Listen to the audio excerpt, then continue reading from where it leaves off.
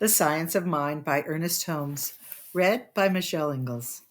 May 25th, the medium of healing. The thing to remember is that there is just one subjective mind in the universe.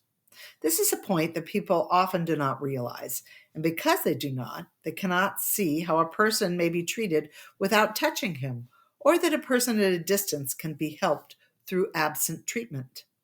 If there is but one subjective mind in the universe, and we have already learned the meaning and nature of subjective mind, it is deductive, receptive, plastic, neutral, impersonal, and creative.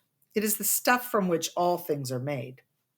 You can impress upon it a certain image of thought or a certain process of realization, and you will get a result, for it is the actor. When we speak of every thought dropped into the creative medium, do we think of God's thought and man's thought as the same? We think of each as thought, but whereas man thinks both inductively and deductively, God thinks only deductively. God is not conscious of matter as we know it. God is conscious of form, but not of size. God is conscious of manifestation, but not of space. God is conscious of outline, but not of limitation. God is conscious in many forms, but not as division. There is a great difference between conscious and unconscious thought, for trained thought is far more powerful than untrained. If this were not true, the thoughts of the metaphysical practitioner could not neutralize those which caused his patient to be sick. Even a small amount of right thought puts to root that which is wrong. We have learned that subjective mind can deduce only, that it cannot of itself initiate anything, but this does not mean that it is unintelligent. We must be very careful not to labor under the delusion that because subjective mind cannot reason, it is unintelligent, for it is infinitely more intelligent than our present state of conscious mind, but is, nevertheless, controlled by it.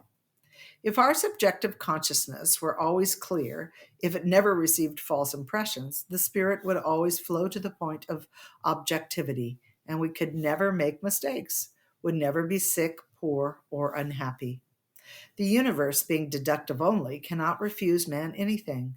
The very force which makes us sick can heal us. The force which makes us poor can enrich us. And the power which makes us miserable can make us happy. If this were not true, there would be a duality in the universe, and this is impossible.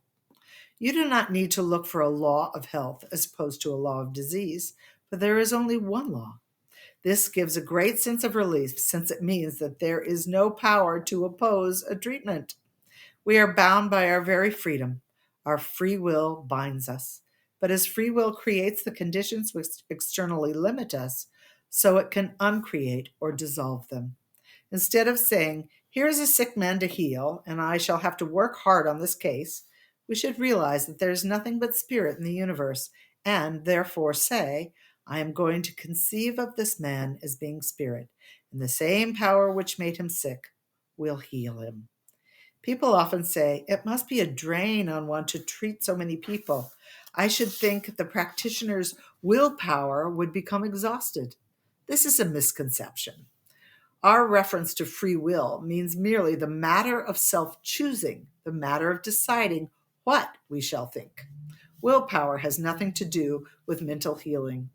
Its use would imply that the practitioner exercises a personal thought force over his patient. This is a false suggestion, which is always some form of hypnotism.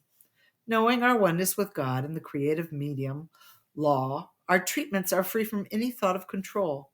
All thoughts of doubt concerning one's ability to heal come from the belief that it is the personality and not the law which does the healing. Never say, I am not good enough to heal or I do not know enough to heal. Know that you are dealing with law. It is the actor. Recognize all such arguments as some form of suggestion and refuse to let them operate through you. You can heal, but you must know that you can. The day will come, and is rapidly approaching, when the entire world will believe the truth because of the great neutralizing power which right thought is exercising upon the race consciousness. The reason people do not get better results is that they do not understand that principle works independently. The truth demonstrates itself.